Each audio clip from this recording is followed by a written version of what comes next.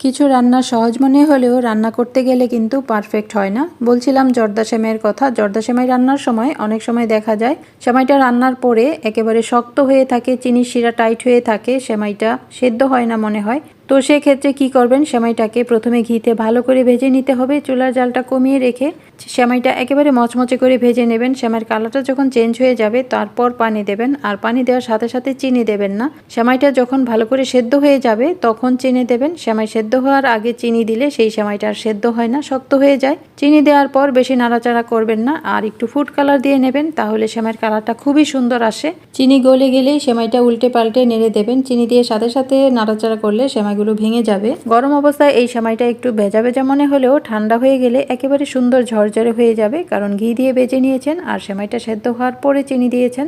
সেজন্য এটা খেতে যেমন মজা হবে, একেবারে নরম ঝরঝরে হবে আর খুবই সুস্বাদু হবে। ঘিয়ের খুব সুন্দর